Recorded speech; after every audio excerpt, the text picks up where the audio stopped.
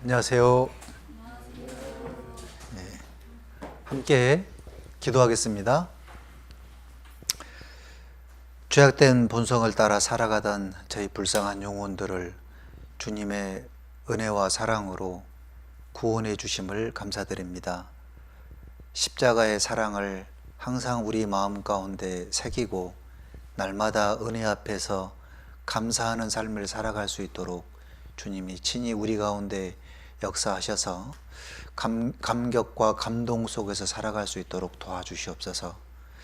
오늘 말씀을 통해서 우리 자신을 말씀에 비추어서 하나님 앞에 합당한 삶을 살아갈 수 있도록 인도해 주시고 말씀에 순종하는 삶을 살아갈 수 있도록 능력 베풀어 주시옵소서. 이 자리에 함께 해야 하지만 또 여러 사정으로 함께하지 못하신 형제 자매님들, 어느 곳에 어떠한 형편에 있든지 항상 이 교제를 사모할 수 있도록 인도해 주시고, 무엇보다도 농인 선교부를 사랑하는 마음도 주님께서 허락해 주시옵소서. 귀한 한 시간 자비로우신 주님께 모든 것을 맡기고 의지하고 부탁드립니다. 영원한 제약 가운데에서 우리 영혼을 구원해 주신 예수님 이름으로 기도드렸습니다. 아멘. 성경 찾아야 되나요? 마태복음 5장을 찾겠습니다. 38절.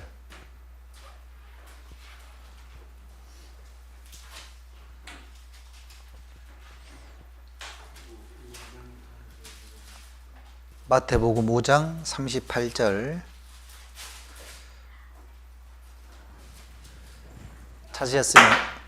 찾으셨으면 제가 읽겠습니다.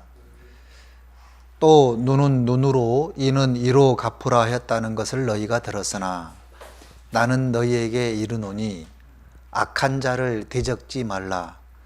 누구든지 내 오른편 뺨을 치거든 왼편도 돌려대며 또 너를 송사하여 속옷을 가지고자 하는 자에게 겉옷까지도 가지게 하며 또 누구든지 너로 억지로 우리를 가게 하거든 그 사람과 심리를 동행하고 내게 구하는 자에게 주며 내게 꾸고자 하는 자에게 거절하지 말라. 또 내 이웃을 사랑하고 내 원수를 미워하라 하였다는 것을 너희가 들었으나 나는 너희에게 이르노니 너희 원수를 사랑하며 너희를 핍박하는 자를 위하여 기도하라. 이같이 한즉 하늘에 계신 너희 아버지 아들이 되리니 이는 하나님이 그 해를 악인과 선인에게 비치게 하시며 비를 의로운 자와 불의한 자에게 내리우심이니라. 너희가 너희를 사랑하는 자를 사랑하면 무슨 상이 있으리요? 세리도 이같이 아니하느냐? 또 너희가 너희 형제에게만 무난하면 남보다 더하는 것이 무엇이냐? 이방인들도 이같이 아니하느냐? 그러므로 하늘에 계신 너희 아버지의 온전하신 같이 너희도 온전하라. 여기 이제 성경에 하나님께서 악한 자를 대적하지 말라라고 말씀하시면서 여기 눈은 눈으로 이는 이로 갚으라라고 이제 이 말을 이제 율법에서 했다고 하는데, 어떤 사람이 나를 때려서 내가 이가 부러졌습니다. 그럼 나도 똑같이 이를 부러뜨려야 된다. 어떤 사람이 내 눈을 빼게 했다. 그러면 나도 똑같이 그 사람 눈을 빼게 하는 것. 생명은 생명으로 갚아야 되기 때문에 어떤 사람이 나와 관계된 가족을 죽이면 나도 그 사람을 죽여야 된다. 이거 이제 율법이라고 우리가 이제 보고 배웠는데, 출애굽기 21장 23절 25절에 보게 되면 그러나 다른 해가 있으면 갚되 생명은 생명으로 눈은 눈으로 이는 이로 손은 손으로 발은 발로 데운 것은 데움으로 상하게 한 것은 상함으로 때린 것은 때름으로 갚을지니라. 이제 이렇게 나와 있습니다. 이 말은 당한 대로 갚아주라. 이게 이제 구약의 율법에 규정하는 바라 그랬습니다. 근데 유대인들은 율법을 잘 알고 있었고 원수에게 복수하는 데에 율법을 통해서 정당화하려고 했던 겁니다. 2차 세계대전 당시에 유대인들, 이스라엘 사람들이 당시에 900만 명이 있었는데 600만 명이 학살을 당하게 됩니다. 가장 많은 유대인들이 학살을 당했던 곳이 아우슈비츠 수용소입니다. 거기에 아우슈비츠 수용소에 들어가는 입구에 이런 글귀가 있습니다. 용서한다. 그러나 결코 잊지 않겠다. 이 말은 용서한다는 말이겠어요? 용서하지 않는다는 말이겠어요? 잊지 않겠다라는 말은 결국 용서할 수 없다라는 겁니다. 자신들이 당한 이 비참함을 반드시 갚아주겠다. 그러나 율법이 말하는 바는 사람들에게 보복하는 곳으로, 원수 갚는 곳으로 사용하지 말라라고 나와 있습니다. 자, 여기가 폴란드에 있는 아우슈비츠 수용소입니다. 그대로 지금도 보존되어져 있고, 옆에 사진이 보게 되면은 고통스럽게 죽어간 사람들의 사진이 이렇게 진열되어져 있습니다. 요 밑에 화면은 수용소 안에서 사람들이 쓴 일기장입니다. 네. 그리고 이렇게 홀로코스터라 그래가지고 이제 나치 독일 군인들이 이런 어린 아이부터 시작을 해가지고 수많은 사람들을 수용소에서 죽이게 됩니다.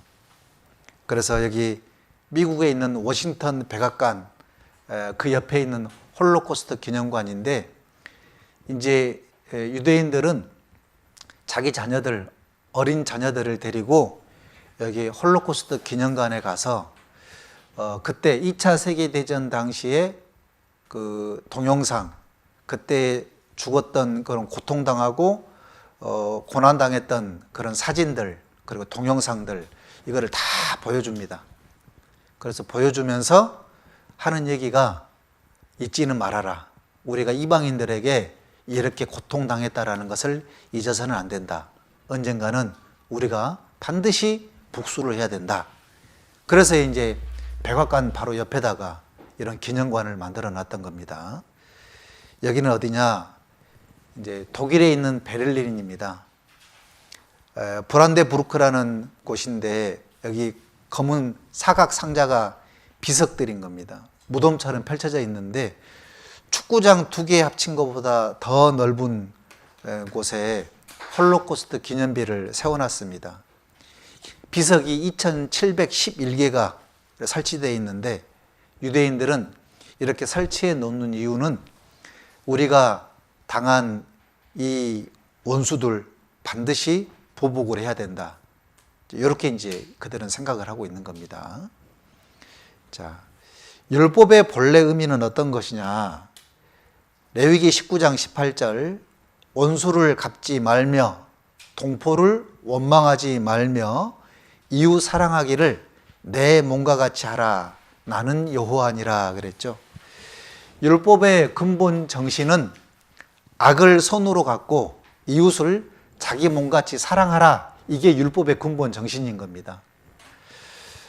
눈은 눈으로, 이는 이로 갚으라라는 말씀은 판결을 내리는 재판장에게 주셨던 그런 지침이지, 그 사람들에게 눈은 눈으로, 이는 이로 갚으라 이렇게 말씀했던 것이 아닌 겁니다.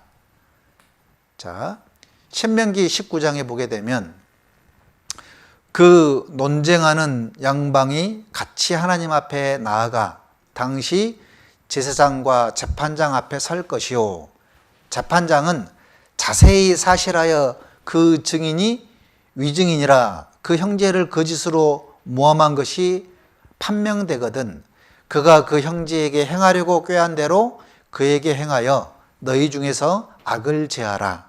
그리하면 그 남은 자들이 듣고 두려워하여 이후부터는 이런 악을 너희 중에서 다시 행하지 아니하리라. 내 눈이 긍휼히 보지 말라. 생명은 생명으로, 눈은 눈으로, 이는 이로, 손은 손으로, 발은 발론이라. 자, 이제 가해자하고 피해자가 문제를 가지고 재판장 앞에 나와왔습니다. 재판장은 행한 대로 갚아주는 그런 위치에 있는 겁니다. 따라서 눈은 눈으로, 이는 이로 갚으라라는 것은 재판장에게 주어졌던 권한인 거지, 각 사람이 받은 피해를 보복으로 삼아서 그걸 사용해서는 안 된다라는 것을 알려주고 있는 겁니다. 죄에 대한 엄중하게 형벌을 내리는 첫 번째 이유는 가해자에게 벌을 주기 위한 것보다는 다른 사람들이 동일한 범죄를 저지르지 못하도록 엄한 법을 만들어 놓는 겁니다. 자, 여기 싱가포르 아시죠? 싱가포르에서는 껌을 씹다가 껌을 뱉으면 우리나라 돈으로 벌금 70만 원을 내야 됩니다. 이게 그 나라의 법입니다. 그래서 함부로 싱가포르에 가서 껌을 씹거나 휴지를 버리거나 그랬을 때는 큰일 나는 겁니다.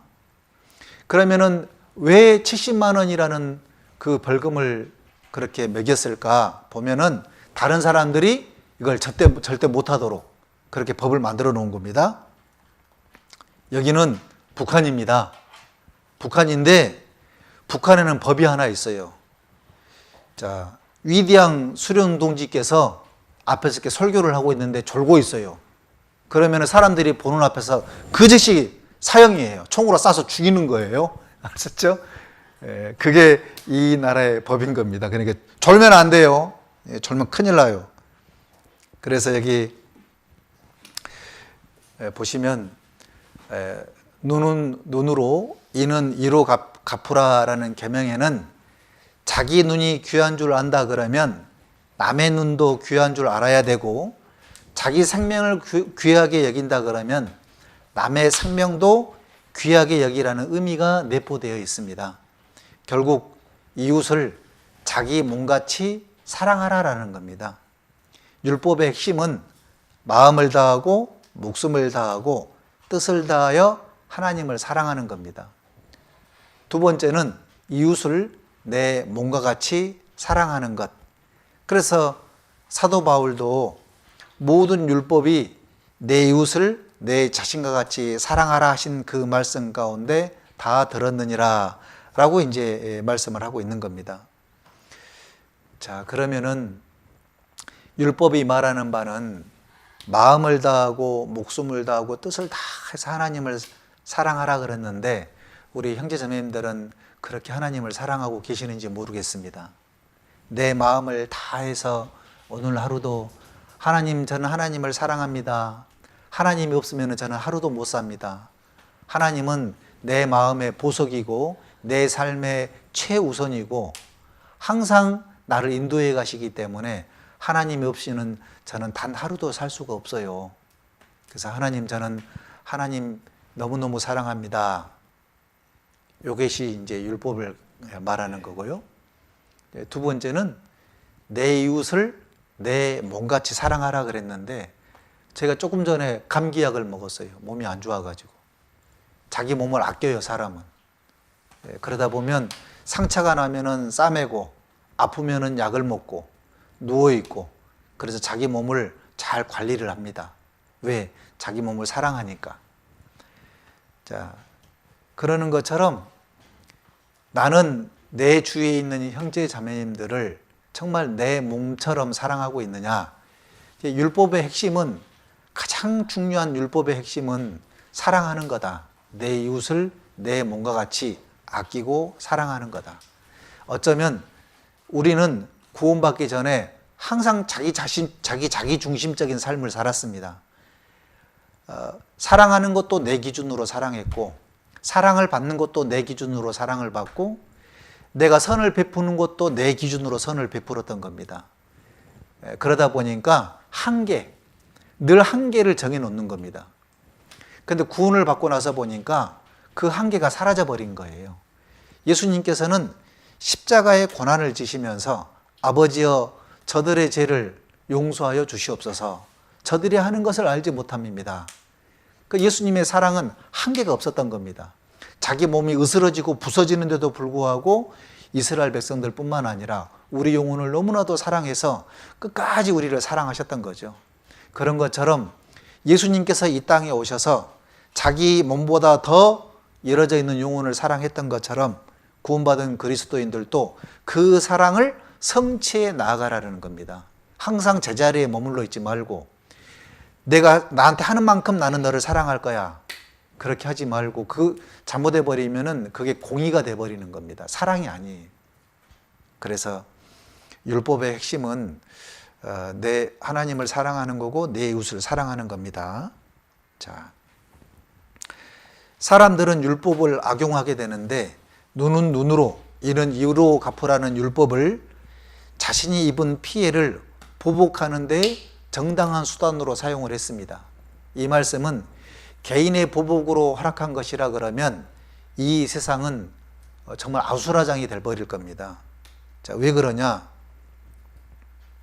이게 보이시죠? 어떤 사람이 이제 율법에 의한다 그러면 내가 이 사람을 때렸는데 치아가 하나 부러졌어요. 그럼 나도 이 사람을 때려야 돼. 그런데 이 사람을 때렸는데 치아가 잘못해서 2개가 부러졌어요. 그러면 이 사람은 또 나를 때려야 돼. 그럼 치아가 3개가 부러지는 거예요. 나중에 치아가 하나도 안 남게 돼요. 율법은 그런 겁니다. 자, 또 하나.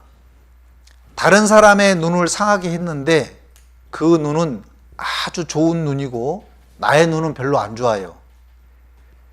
과연 그것이 정당한 보응이겠냐? 네, 그것이 아니다라는 겁니다. 자, 나의 가족을 죽인 사람을 동일하게 죽인다고 해서 내가 받았던 심적 상처와 피해가 보상받을 수가 없다라는 겁니다. 눈은 눈으로 이는 이로 갚으라라는 말씀의 원래 의미는 피해를 준 사람에게 오히려 더 은혜를 베풀어라 이렇게 말씀하는 겁니다. 잠언 24장 29절에도 보게 되면 너는 그가 내게 행함같이 나도 그에게 행하여 그 행한 대로 갚겠다 말하지 말지니라. 잠언 25장 21절에 내 원수가 배고파 하거든 식물을 먹이고 목말라 하거든 물을 마시우라. 자, 이 말씀은 율법의 원 의미를 아주 잘 설명해 주고 있는 겁니다. 내가 해를 끼친 자에게 원수를 갚지 않을 뿐만 아니라 원수에 대해서 선을 베푸는 것이 율법의 궁극적으로 말하는 바다. 죄인을 잔인하게 심판하고 보복하는 것이 하나님의 목적이 아니라 오히려 죄를 용서하고 돌이키게 해서 선을 행하도록 하는 것이 하나님의 뜻이었던 겁니다. 자, 그래서 여기 보시면 자, 마태복음 5장 39절에 나는 너에게 이르노니 악한 자를 대적지 말라. 누구든지 내 오른뺨을 치거든 왼뺨도 돌려대며. 자, 아주 심각한 피해를 입어서 평생 원한을 가지고 사는 사람들이 간혹 있을 수가 있습니다. 그의 삶은 원수 갚는 것이 삶의 목적입니다. 원수를 갚으려 하는 사람은 마음이 항상 편안하겠어요? 불안하겠어요? 원수를 갚으려고 하는 사람의 마음속에는 마음에 편안한 것이 아니라 늘 마음이 불안하고 그리고 마음에 평강도 없고 그 사람은 삶 자체가 가장 비참해지는 삶을 살아가는 겁니다. 결과적으로 원한의 감정을 갖는 사람은 훨씬 더 불행하게 되는 거고 손해를 입고 살아가는 겁니다. 이게 무슨 뜻이냐면요, 예수님께서 이렇게 말씀하셨죠. 나는 너에게 이르노니 악한 자를 대적지 말라라고 말씀하셨습니다. 자신에게 악을 행한 사람에게 원한을 품거나 보복하지 말라라는 겁니다. 그리스도인은 자신을 대적하고 해롭게 하는 사람에게 아주 작은 보복도 하지 말아야 됩니다. 아주 작은 보복. 교회 안에 있다 보면은 우리는 형제 자매님들과의 관계 속에서 때로는 내 마음에 맞지 않고 내 성향과 맞지 않고 말에서 행동에서 마음에 상처가 되기도 하고 판단되기도 하고 원망하기도 하고 이게 형제 자매들 관계 속에서 일어날 수 있는 겁니다. 그런데 하나님께서는 이렇게 말씀하셨죠. 보이지 않는 하나님을 사랑하는 방법이 뭐라 그랬습니까? 보이는 형제자매님들을 사랑해라. 그것이 보이지 않는 하나님을 사랑하는 것이다. 이렇게 말씀하셨습니다. 자, 그런 것처럼 보이지 않는 하나님을 사랑하는 것은 보이는 형제자매님들을 내 마음속 깊이 사랑하는 겁니다. 그렇게 하라고 주님께서 형제자매님들을 이 안에 이렇게 함께 교제하도록 만드신 겁니다. 그런데 작은 마음이 상한 걸로 인해 가지고 내가 복수해야지, 어떨 때는 시기 질투로 인해 가지고 내가 어떨 때는 말이 좋은 말이 안 나가고 말이 좀 함부로 하는 그런 경우들이 있습니다. 그것은 하나님 보시기에 죄가 되는 겁니다. 잘못하고 있는 거예요. 자, 보십시오. 예수님께서는 욕을 받으시되 대신 욕하지 아니하시고 고난을 받으시되 위협하지 않으셨습니다. 오히려 자기를 대적하는 자를 위해서 용서하시고 끝까지 기도를 해주셨던 거죠. 예수님께서 육체를 입고 이 세상에 오셔서 예수님께서 이러한 삶을 살았기 때문에 우리도 그렇게 살기를 원하시는 겁니다. 예수님께서 나 같은 죄인을 구원해 주셨기 때문에 모든 사람들에게 선대하라, 선을 베풀어라, 선행을 행하라 이렇게 말씀하고 있는 겁니다.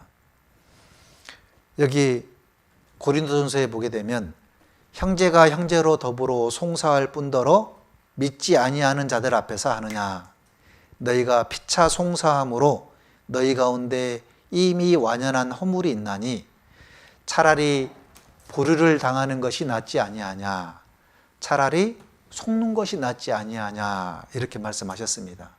고린도 교회에서 형제 두 사람이 싸웠어요. 막 싸웠는데 이게 안 되겠다 싶어가지고 세상 법정에 세웠어, 두 사람을 다. 그래서 누가 잘했냐 잘못했냐를 세상 법 앞에서 이제 서로 막 헐뜯고 있는 거예요. 그래서 세상 사람들이 이 고린도 교회 형제들을 보고 얼마나 답답했겠어요. 야, 저 구원받은 형제들이 저렇게 세상 법정에까지 싸워서 싸우고 있구나, 이렇게 하고 있었던 겁니다. 그런데 이제 사도 바울이 그 소식을 듣고 답답해 했습니다. 첫 번째는 왜 답답해 했느냐, 이것을 누가 좀 말렸어야 되는데 세상의 법정에 가기 전에 구원받은 믿음이 강한 사람들이 그렇게 해서는 안 된다라고 말렸어야 되는데 그렇게 하는 사람이 한 사람도 교회에 없는 거예요. 그래서 바울이 그걸 이상하게 생각한 거예요. 세상에 어떻게 형제들끼리 세상 법정에 가서 고소할 정도까지 그렇게 갈 때까지 내버려 뒀냐, 내가 이걸 이상히 여기노라. 그리고 이제 그 두 사람 싸웠던 그 형제들에게 바울이 또 이렇게 얘기한 겁니다. 야, 너희들 피차 너가 잘못했다, 너가 잘못했다, 서로 그렇게 싸우는 모습을 보니까 너희들 다 잘한 것이 없다. 박수는 소리를 쳐야 나는 거다. 한 사람으로 인해서 잘못한 것이 아니라 두 사람이 다 잘못한 거다. 그러면서 이제 하는 얘기가 차라리 내가 불의를 당하는 것이 낫다. 차라리 내가 속는 것이 낫다. 그냥 속아주라고. 내가 좀 손해를 보라고. 왜 그러냐면 이 사람은 예수님의 피값으로 산 예수님의 자녀라고, 한 형제라고, 영원한 천국에서 같이 사는 그런 형제이기 때문에 차라리 속아주고 차라리 불의를 당하라고, 그래서 형제를 잃어버리지 말으라고, 원수처럼 지내지 말으라고, 이렇게 이제 말씀을 한 겁니다. 그래서 어떤 희생을 따르더라도 그 희생을 감수해라. 내 오른밤을 치거든 왼밤도 돌려대라, 이렇게 나와 있죠. 이 말씀은 더 큰 희생을 감수하라는 그런 말씀인 겁니다. 오른밤을 맞거든 왼밤도 돌려대라라는 말씀은 자신을 해치는 사람에게 대하여 어떤 감정도 갖지 말라라는 겁니다. 직접적으로 뺨을 때리는 사람은 없을지라도 때로는 우리를 미워하고 모독하는 사람들이 있습니다. 그리스도인들은 어떤 욕설과 모욕을 당하더라도 상대방에게 대한 원한을 품어서는 안 된다라는 겁니다. 악을 갚지 말고 받은 대로 돌려준다면 과연 구원받지 않는 사람과 다를 바가 뭐가 있겠냐라는 겁니다. 자, 오늘 회사 하루 직장 생활하면서 또 일을 하면서 세상 사람들하고 부딪히는 경우들이 종종 있습니다. 세상 사람들은 부딪히면 막 싸워요. 너가 잘했니 내가 잘했니 막 큰소리치고 인상 쓰고. 그러나 우리 형제자매님들은 내가 손해를 본다 할지라도 그런 희생을 감수해라라는 겁니다. 간혹 교회 안에서도 사사로운 일로 분개하고 원한을 품는 그런 사람들이 있습니다. 자신이 남들에게 상응하는 그런 대우를 받지 못한다라고 느끼게 되면 소원한 감정을 가지고 보복하려는 그런 마음을 갖게 됩니다. 자신의 권리가 침해를 당하거나 자존심이 상했을 때에는 내가 받은 대로 돌려주겠다라는 이런 생각을 갖게 되는데, 이것은 어린아이와 같은 그런 신앙을 갖고 있는 겁니다. 구원받은 그리스도인들은 자신의 권리, 자신의 권한, 이걸 주장하는 사람들이 아니라 그리스도인으로서 마땅히 행해야 될 의무를 앞세우는 사람들인 겁니다. 주님께 가르침을 받은 참된 그리스도인들은 모든 것을 어떤 희생을 치르더라도 양보해라, 이런 겁니다. 이런 겁니다. 또 너를 송사하여 속옷을 가지고자 하는 자에게 겉옷까지도 가지게 하며 그랬죠. 이스라엘은 낮에는 따뜻한데 밤이 되면 너무 추웠습니다. 그래서 유대인들은 우복이 생명이 됐던 겁니다. 그래서 이 겉옷을 이불을 삼아서 살아야만 했던 겁니다. 여기 이렇게 겉옷 보이시죠? 이 겉옷이 밤에는 이불이 됐던 겁니다. 그래서 이런 사람들에게는 이제 겉옷을, 속옷을 달라 그러면은 얼마나 가난하면은 속옷을 달라 그랬겠어요. 그런 사람들에게 겉옷까지도 내어주라고 이렇게 선을 베풀라고 말씀하신 겁니다. 세상 사람들은 이런 선을 베풀지 못한다 할지라도 구원받는 사람들만이 이걸 할 수가 있는 겁니다. 그래서 이제 출애굽기 22장 25절 27절에 보게 되면, 내가 만일 너와 함께한 나의 백성 중 가난한 자에게 돈을 꾸이거든 너는 그에게 체주같이 하지 말며 별리를 받지 말 것이며 이자를 받지 말라라는 거죠. 내가 만일 이웃의 옷을 전당 잡거든 해가 지기 전에 그에게 돌려보내라. 그 몸을 가릴 것이 이뿐이라. 이는 그 살에 오신즉 그가 무엇을 입고 자겠느냐. 그가 내게 부르짖으면 내가 들으리니 나는 자비한 자임이니라. 자, 어떤 사람이 이 옷을 이 사람에게 이제 전당 잡혀서 돈을 빌렸어요.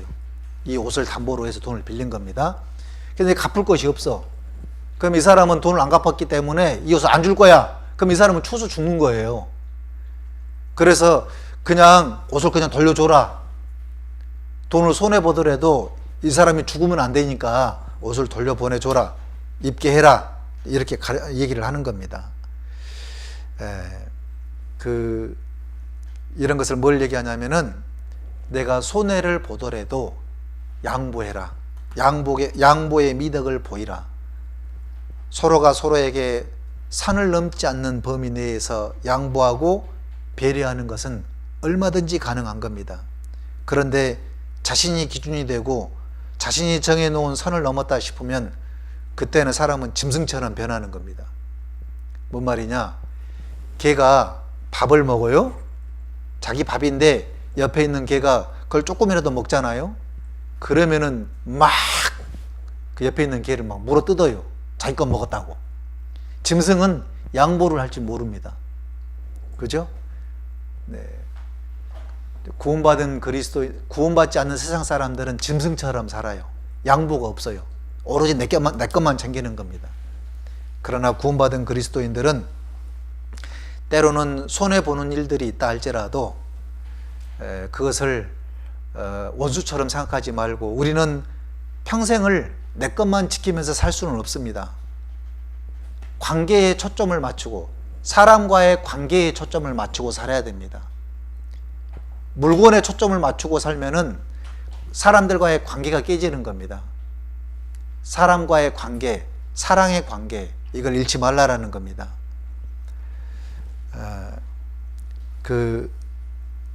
예수님의 삶 자체는 모든 삶에 있어서의 양보의 삶을 사셨습니다.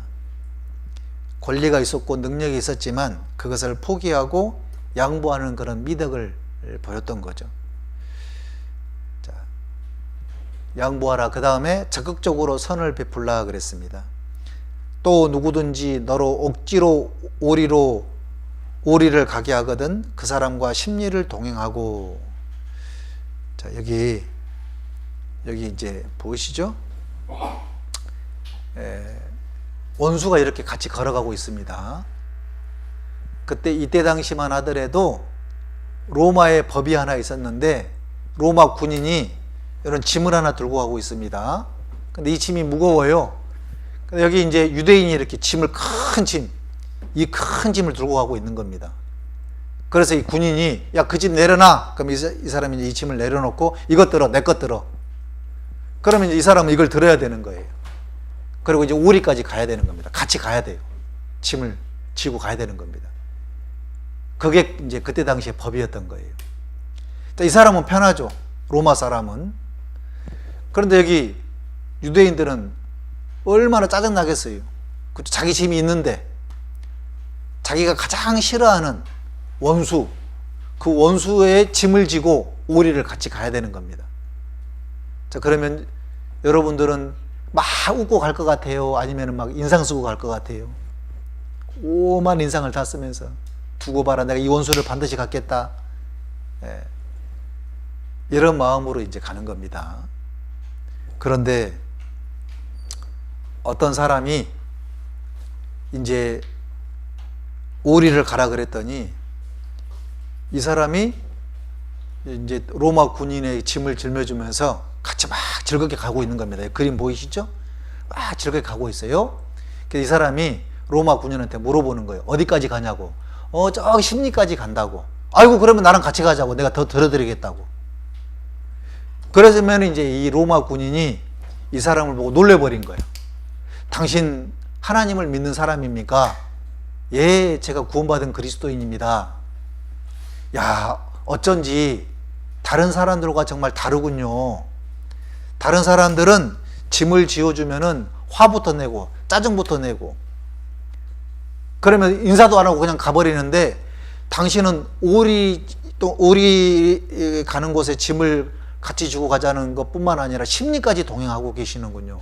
야, 정말 당신은 세상에서 그리스도인답습니다. 이런 말을 듣기 위해서 예수님께서는 심리를 동행하라. 이거는 구원받는 사람만이 할 수가 있는 겁니다. 자, 그래서 예수님께서는 가난한 사람들을 도와주라 그랬습니다. 내게 구하는 자에게 주며 내게 꾸고자 하는 자에게 거절하지 말라. 자, 우리 주위에는 가난한 사람들이 주변에 거하거든 반드시 손을 펴서 그를 넉넉하게 꾸어주라라고 말씀하고 있습니다. 주님께서 우리에게 주신 그 재물은 나 자신과 가족들을 위해서만 허락한 것이 아닙니다. 우리가 가지고 있는 재물에는 여러 가지 몫이 포함되어져 있습니다. 복음을 전하기 위해서 써야 될 그 몫도 있고 가난한 형제자매들을 위해서 사용해야 되기도 하고 그리고 자신과 가족들을 위해서 써야 될 그런 사용해야 될 몫도 있는 겁니다. 이것을 잘 분배를 해가지고 사용하라 그랬죠. 그런데 분명히 하나님께서 이렇게 말씀하셨습니다. 구제할 때에는 아끼는 마음을 품지 말아라. 이로 인하여 내 하나님 여호와께서 내 범사와 내 손으로 하는 바에 내게 복을 주시리라 그랬습니다.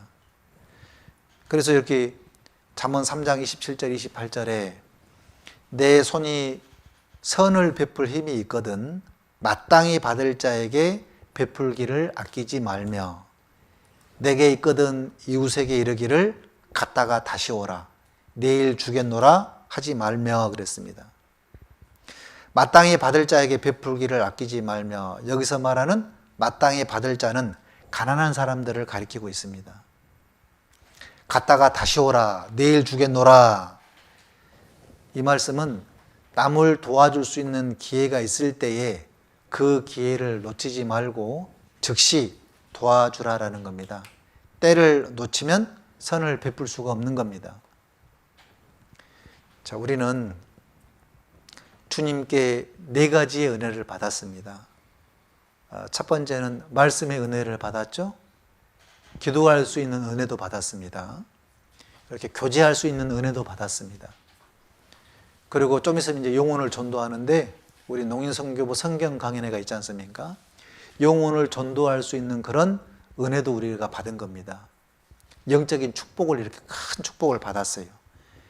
이 축복을 받았으면은 이걸 가지고 가난한 사람들에게 베풀어야 됩니다.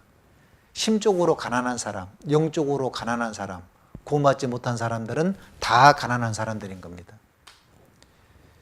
자, 병중에 계신 분에게 찾아가서 우리는 위로와 기도로서 선을 베풀어야 됩니다.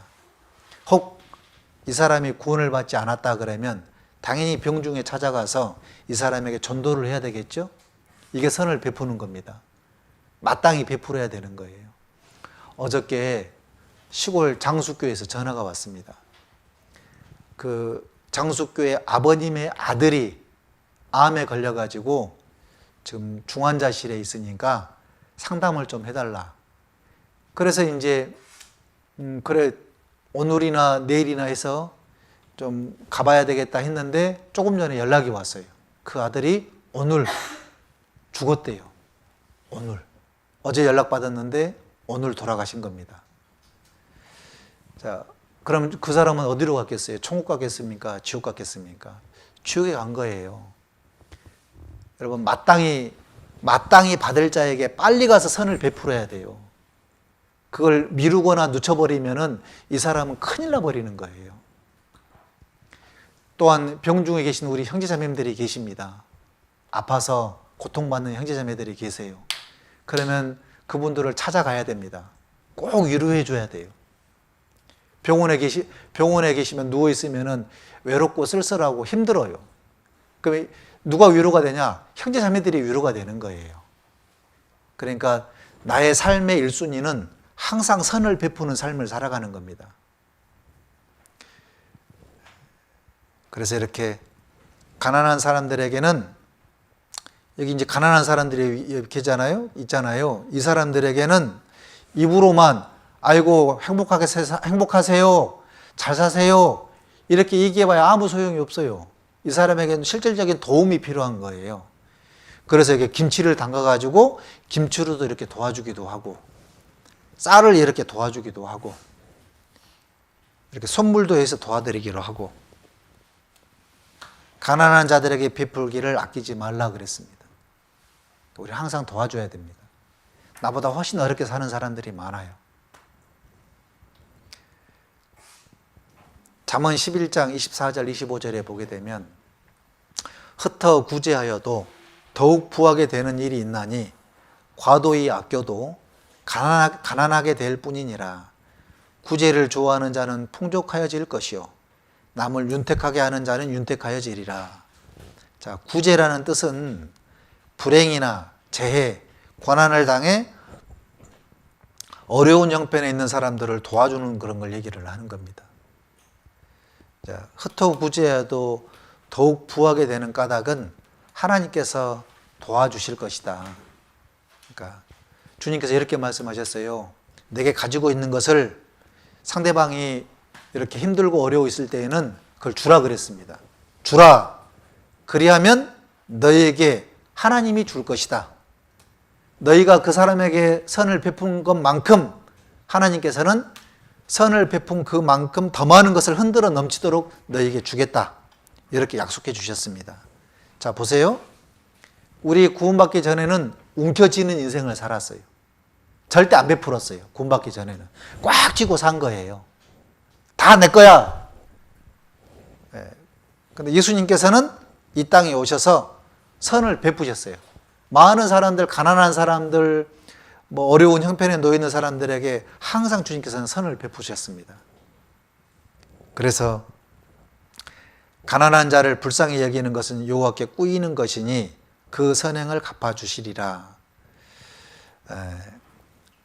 하나님 이제 내가 이 사람에게 뭘 이렇게 선물을 줬어요. 그럼 하나님께서 뭐라 그러시냐면, 하나님 내가 빚진 거다. 그러니까 내가 반드시 갚아주겠다. 이렇게 말씀을 하신 겁니다. 어디서 갚아주냐? 김밥 천국에서 갚아주는 것이 아니고 영원한 천국에서 우리를 갚아주시는 겁니다. 그래서 우리는 이 세상에 예수님께서 이렇게 말씀하셨잖아요. 눈은 눈으로 이는 이로 갚으라 라는 말을 너희가 들었으나 나는 너희에게 이르노니, 누구든지 속옷을 갖고자 하는 자에게는 겉옷까지 내어주고 오를밤을 치거든 왼밤도 돌려대고 원수를 사랑하고 원수를 위해서 기도하라. 이것이 구원받은 그리스도인들이 마땅히 해야 될 일들이다. 사람에게 하듯 하지 말고 주님께 하듯 섬긴다 그러면 천국에서 영원한 상급이 하나님께서 갚아주시겠다라는 겁니다. 자, 저와 여러분들은 오늘 또 하나님 앞에 선을 행하는 가운데 이 자리에 나왔습니다. 이 자리에 나와 있는 것도 이제 선을 베푸는 거라고 할 수가 있습니다. 이 자리에 참석하는 것뿐만 아니라 어떤 분들이 형제자매님들이 커피를 대접했어요. 커피 한잔 하세요 라고 줬습니다. 그것도 선을 베푸는 겁니다. 아이고 잘 오셨습니다 라고 말하는 것도 선을 베푸는 겁니다. 우리는 이 세상에서 얼마든지 선을 베풀 수 있는 그런 하나님께서 능력을 우리에게 주셨습니다. 나에게 처해져 있는 것 과도히 아끼지 말고 나에게 있는 것으로 베풀 수 있는 것, 그런 마음들을 넉넉히 가져야 됩니다. 나는 가난하기 때문에 항상 받아야 돼. 나는 없으니까 줄 수가 없어. 이런 사람들은 절대 남에게 베풀 수가 없어요. 그러니까 어떤 사람들이 남에게 베푸는 사람들이냐, 늘 주는 사람들, 사랑도 나눠주고 말도 좋은 말로 나눠주고 그리고 내게 필요한 것도 나눠주고 내가 차라리 없게 산다 할지라도 형제자매들이 풍족하여진다 그러면 나는 나눠주는 그런 삶을 살겠다. 그것이 주님께서 우리에게 요구하시는 선행을 얘기하는 겁니다. 자, 우리는 예수님의 그 성품을 닮아가는 그런 삶을 살아가는 겁니다. 그래서 매일매일의 삶 가운데에 다른 사람이 구원받기 위해서 도와야 할 일이 있고 어려운 형편에 있는 성도들을 도와야 될 일이 있습니다. 그리스도인은 무엇인가 도울 일이 있기 때문에 존재를 하고 있는 겁니다. 마태복음 5장에 하신 말씀은 그리스도인에게 주어진 새로운 삶의 표준이라고 할 수가 있습니다. 우리의 신앙이 성장하는 것만큼 이 말씀은 하나의 교리가 아니라 우리 생활 속에 실제 이루어져 가야 되는 겁니다. 그런 삶을 우리 모두가 살아갔으면 좋겠습니다. 아셨죠? 끝! 자, 기도하고 마치겠습니다. 하나님 아버지 감사합니다. 그리스도인의 선행에 대한 표준을 우리에게 분명하게 주님께서 말씀해 주셨습니다. 내 마음을 다하고 목숨을 다하고 뜻을 다하여서 하나님을 사랑하는 것과 내 이웃을 내 몸같이 사랑하는 것, 그 사랑의 기준이 예수님이고 그리고 어려운 형편에 놓여 있는 형제자매님들에게 선행을 베푸는 것, 이것이 예수님처럼 끝없이 한없이 자기를 십자가에 내어 죽기까지 선행을 베풀었던 것처럼 우리 또한 선행을 베풀 수 있는 형제자매들이 될 수 있도록 인도해 주시옵소서. 이 자리에 마땅히 함께해야 하지만 함께하지 못하신 우리 형제자매님들이 계십니다. 우리 형제자매님들의 마음이 이곳에 늘 하나로 인도해 주셔서 서로 아껴주고 보살펴주고 또 구원받지 못한 이 세상의 불쌍한 영혼들을 힘껏 하나가 되어서 전도할 수 있는 그런 마음도 주님께서 허락해 주시옵소서. 이 세상에 예수님께서 이 땅에 오셔서 병든 자, 또 불쌍한 자, 가난한 자에게 복음을 전하셨던 것처럼 우리 귀하신 농인 형제 자매님들께서도 이 세상의 불쌍한 영혼들에게 예수님처럼 힘있게 복음을 전하며 신앙생활하다가 주님 재림 때에 주님 맞이하고 주님께 칭찬받는 그런 형제자매들이 될 수 있도록 인도해 주시옵소서. 주님께서 인천교회 농인 선교부를 정말 귀하게 사용해 주셔서 영혼이 구원받는 일들이 날마다 일어날 수 있도록 인도해 주시고 안으로는 더욱더 사랑하는 형제자매들로 인도해 주시옵기를 부탁드립니다. 귀한 한 시간 함께 해주심을 감사드립니다. 언제나 저희를 사랑하시는 고마우신 우리 구주 예수님 이름으로 기도드렸습니다. 아멘. 수고하셨습니다.